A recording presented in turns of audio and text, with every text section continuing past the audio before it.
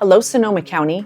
Welcome back to our channel. You've probably heard about all these changes that are coming down on the pipe here about how commissions are paid in a real estate sale. I feel like you cannot scroll online or turn on the news without hearing something about it. And that might actually be why you clicked on this video. You may have been searching yourself for what the answers look like. It's kind of been blowing me away that every time I turn on the news, I feel like they're talking about it, but everybody's reporting it in a different way. So today I'd like to dispel all the facts, kind of talk about what happened, why it happened, and how it's working going forward. So the new rules start rolling out this week. So from now on going forward, we have to do it the new way. So stay tuned and let me explain all of this to you. But first, I'm Julie Sullivan with Sullivan Group Real Estate, and we do help people move in and out and all around Sonoma County every year. We will continue to do that, doing it the new way. So here, stay tuned and let's talk about all this.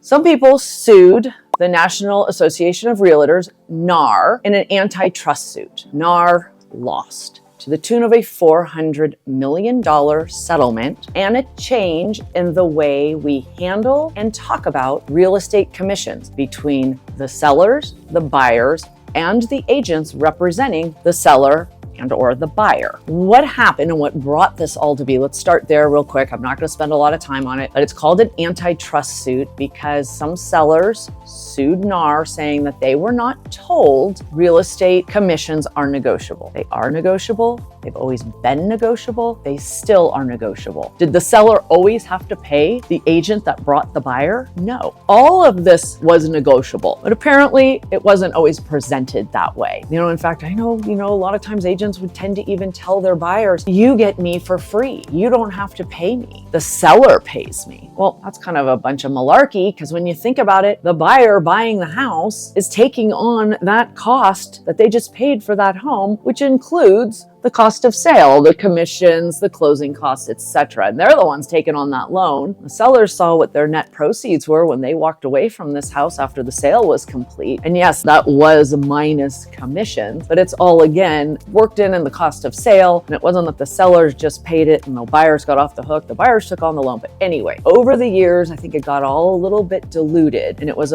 sellers pay commissions, buyers don't pay it. That really isn't true when you think about it. So that's what happened. Okay, so some people got caught onto this and thought, this would be a great lawsuit. Called it antitrust. So few changes have rolled out this week, and it's how we're going to do business going forward. First of all, one of the biggest changes to realtors is when we go on MLS and look up a home, we used to be able to see what the agreement was between the seller and the listing agent, the agent they hired to sell their home. What they agreed, or I should say, what the listing agent told everybody they would pay the agent that brought the buyer. That used to be in there. And that was another part of it. Some people said that some agents wouldn't show properties if the commission wasn't high enough. That is sad, but probably true. We don't ever even look at what it is. If it's a property one of our buyers want to go see, we go see it. Anyway, no longer are commissions listed on the MLS in the part agents to agents can see. So now if there is agent cooperation, we have to call the other side and say, is the seller cooperating with the buyer's agent, and go on from there. And that is how we will structure our offer. I'll get to more of that in a minute. So that's one of the biggest changes that is already rolled out. There are no more commissions online. So now, as a listing agent, I'm going on an appointment to meet a potential seller, and we do our listing presentation to show them what we do when we list a home and how we do it, and they decide if they want to work with us. We only negotiate our commission with the seller now. So we only negotiate our side of it. We will have the conversation with our sellers that we feel in their best interest, they should be willing to compensate the agent that brings the buyer. Their choice, and that can all be negotiated. On the buyer's side of things, now when we take a buyer out to see property, they have to sign a form saying that they are hiring us to represent in the purchase of that home. And we negotiate our commission with the buyer. We can do it for a single property. There's a different form where we can do it and make, kind of a long-term relationship. I think this is going to be a wonderful change in our industry. Buyers agents are now going to have to show their value to these buyers. I think for so long, buyers agents have kind of been walked on by buyers, to be honest. I don't mean that in a mean way, but just kind of been door openers. I'll meet you at this house, I'll get you in. And just kind of, buyers didn't really know the value of having an agent represent them in probably the biggest purchase of the largest asset they are going to own. There are a lot of steps, there are a lot of moving pieces. That agent that represents the buyer brings so much value, protection, helps them navigate through negotiations, the inspection reports, what to do now, what do I do next? They are invaluable in these real estate transactions, and they deserve to be paid. So, you hear on the news, oh, they're not going to get paid anymore. Well, who works for free? Okay, I'll have to go find a new job. That's just silly that these newscast people have been saying that. Or they're going to hardly get paid anything. That's kind of baloney as well. They are an extremely valuable part of these transactions. Let's talk about this next part to make all of this very clear. Sellers can still compensate the buyer's agent. This is how I've been explaining it to our sellers these last, few months. We've been questioned about it, even though it kind of hadn't kicked in. We've been getting a lot of questions. So we tell our buyers, okay, look, we came here today. We're showing you comparable neighborhood recent sales of homes like yours. If this home here sold for $750,000 last month, it was $750,000 with the sellers paying 5 or 6% commission.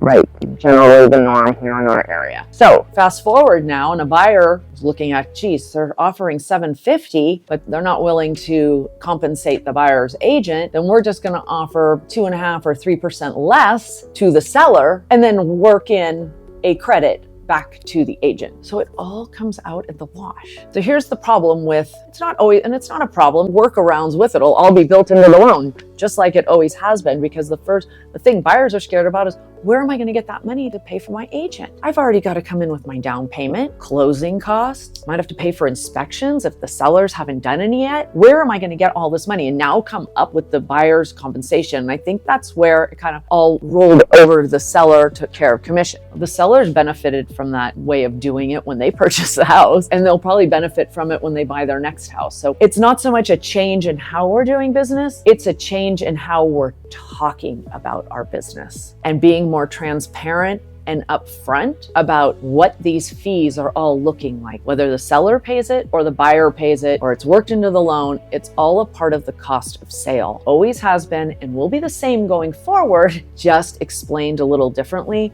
And I think it's a big improvement to our industry, because buyers' agents are going to have to be much more transparent and upfront with their buyers from the get-go. And it's going to really put a better value on them and forge a better relationship between them, who they hope is their new client and their piece of business. And that's what we all come to work for. And when you work in 100% commission industry, nobody gets paid until that transaction is complete, till that sale or that purchase is complete. And the fact that buyers' agents were just hanging on the shirt tails of these listing agents all these years, now everybody's got to stand up and be transparent and have these conversations. And I think for a lot of agents, those are going to be tough conversations at first, but it's just going to be our new way of doing business.